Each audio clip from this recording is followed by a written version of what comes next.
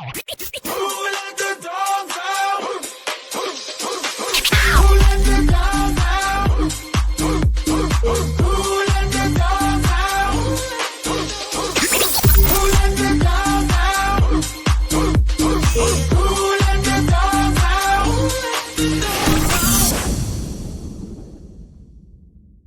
Hey everyone, it's Pup Twigs here from Orlando, Florida, and joining me today, all the way from Seattle, Washington, is Pup Garrus. How are you? Doing good. Good.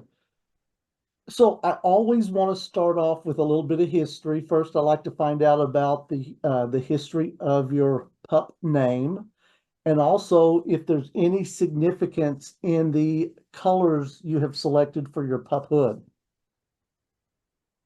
So my pup name I actually got from Mass Effect and by a character.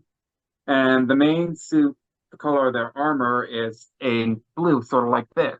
Okay, yeah. So it's like, ooh, I like it. Plus, there's like been different variations of my hood. One of the earlier styles I had was like this with Oh, wow. cyan lines along it. I know I'm eventually going to update this eventually, and we'll have a bit of like the dark green stuff mixed in. Yeah. But for now, this is kind of what my hood looks like. Okay. I like it. I like it. So how long have you been a pup?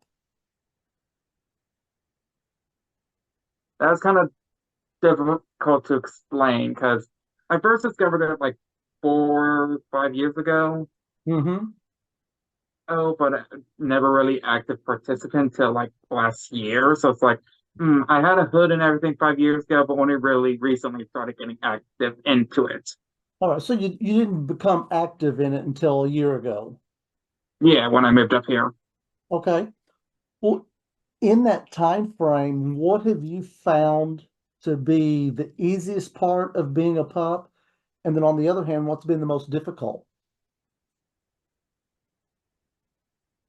The difficult part is, at least for me, is like I have real difficulty really getting out of the pup headspace when I go into it. Okay. While on the other hand, it's like I can enter it so easily. But it's also like one thing I know that's a little difficult or easy, depends on the situation. It's like bonding with other pups in that sort of headspace, Mm-hmm. like because every pup does it differently. Is it's like trying to find that middle ground with those pups that you're interacting with. Okay. Okay.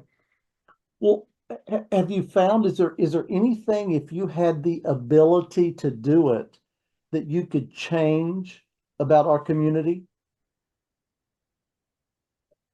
This may sound very stupid to say, but I kind of wish it was both not as like overly sexualized as it is, and a bit more welcoming to new pups. I know I've been to three different groups, and how they kind of introduce new pups has been different. Mm-hmm. One sort of like, oh, okay, here's a new pup, and sort of that's it. Granted, they were a very young group. Steve Hall that I interacted with occasionally, they but the only real time I interacted with the price, so I don't fully know how well they introduced new pups. It was like a very mess at the time, of like trying to get ready for the parade and everything for everyone. But Yeah. they were very welcoming. It's like helped introduce people to each other.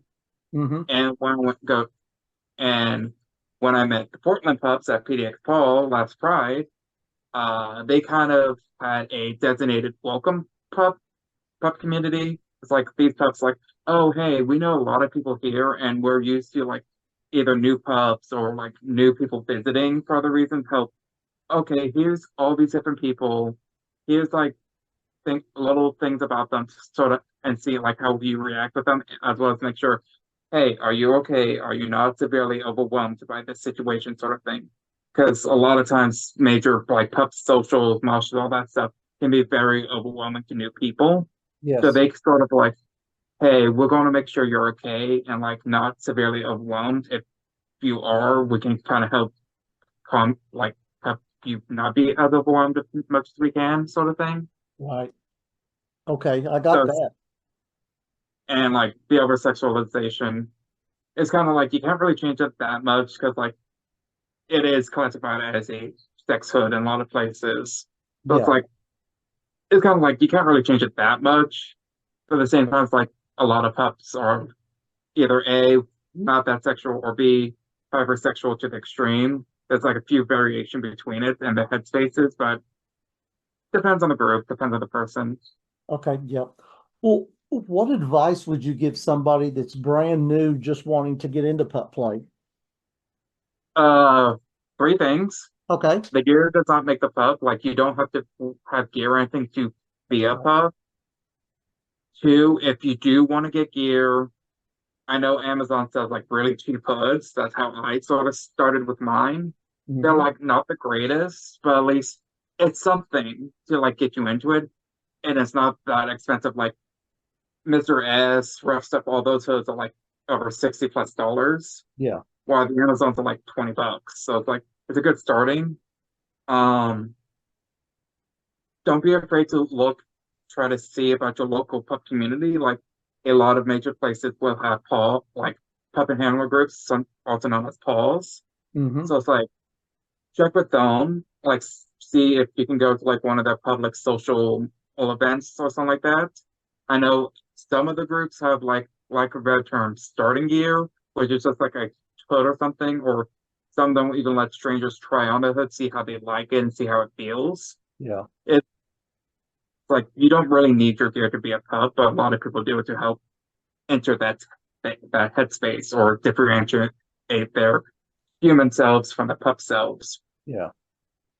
And I agree with that. I mean, try it out first without any gear and just see if it's for you. Because the worst thing is to go out and invest in any gear and then find out, oh, I don't like this and don't want to be a part of it. And then you've wasted all that money. I I know a lot of the groups I've always interacted with at the falls. A lot of them were doing like gear exchanges for like people like, oh, I'm tired of this hood. I have updated it. It's like instead of throwing away or something, I was like, oh hey, do you know anyone I can give this to give it to like a new person or like give it to someone else sort of thing. Yeah, that's the best way to do it. I actually gave away a hood on my podcast earlier this year, and I'm probably going to do another one toward the end of the year. Because, Oh, thanks. of course, me, I buy the hoods when I started from Amazon, a blue one and a red one, and now I'm giving them away. So, Yeah. Mine first was a simple blue one that didn't fully fit on my head right, but I had that for a long time. Then I upgraded to the rough stuff hood, yeah, I which is like that. they're good. And then I recently got the Mr. S. So it's like different styles for different walks of life. Right. Everyone has their particular style they prefer. Yeah. So what brings Pup Garrus the most joy out of pup play? What do you like to do when you're a pup? I am a very big cuddler. Plus, I will get distracted by squeaky toys without a problem. Cuddling's fine. I love to cuddle. Oh, I know. It's like half the time at any sort of mosh and stuff, I'm either A, with playing with squeaky toys, or B, I'm just like cuddling with everyone. Yeah, yeah. So on kind of a serious note, what has being a pup and being able to get into the pup head space done for your mental health? Okay, I have really bad ADHD and anxiety. Normally, when I go to any of the events, I put on my hood and it helps block out a lot of the extra noise and everything, so it's easier to focus and not be so overwhelmed by loud noises. At the same time, when I wear this, it's not easy to directly identify me, so I don't have to worry about, oh, hey, someone I know saying this and then bothering me at work or something. Yeah, I get you. It just brings out confidence as far as that's the easiest word I've had because I know my husband is also very shy and very timid, but when he became a pup and puts this on, man, he goes out and talks to everybody, which is awesome. It's almost That's sort of how my anonymous. husband is when he goes fursuiting. My husband is like a furry pup as well. Uh-huh. They kind of more lean to the fur side than the pup side. But that's kind of how we met was through pups. Oh, nice, nice. So what kind of hobbies do you have there in Seattle? What do you like to get out and do? I do a lot of miniature painting, trading card games, board games, video games, stuff like that on my free time. I'm as well as like I run D&D games, Oh, nice. stuff like that. Okay. And do you have any pets of your own? Officially, I got this little ball of flute. Oh, I'm a cat dad. I've got four of them. Love cats. Yeah, I adopted this little girl, and then my roommate's cat kind of loves being around me as well. Uh-huh. She just and her name's Lucky. She's sort of just like when I get home from work, she's like, "Okay, hi, Dad, give me my love." So she just What's follows her me. name? Lucky. Lucky. Oh, awesome. So what about events going on in Seattle? Do you all have a lot of pup events going on? Yes, and I also go down to Portland, which is like 3 hours away for their pup events too. Okay. Like every month, there is the social emoshes that both groups have every month. And then that's where they start to differ on their events. Like sometimes they will do board game nights, so card game nights at like hobby shops and stuff. Some of them will allow them wearing the hoods and stuff, others do not. Depends on the location. Okay. Sometimes I know in summertime they have a lot of beach slash pool trips that Mm-hmm. are very clothing optional. Mm-hmm. Um, I know every few like occasionally both groups will have a um testing event for like different things people are curious to try that are spicy, these sort of things, that sort of thing. It's Oh, like it's like safer. A lot of them have like are interconnected with a lot of the kink and leather scenes, so they mhm. coordinate with those to like help bring in people to do like demonstrations, help like explain it to people who are curious about it and see how it feels for them. Well, okay, good. And so instead of like someone going off deep and hurting themselves, let's bring in someone who at least knows and who can explain Hmm. it and teach it. So that sort of thing. So it sounds like you guys got stuff going on a lot, especially between Seattle and Portland. You got a lot of stuff to go to, so that's good.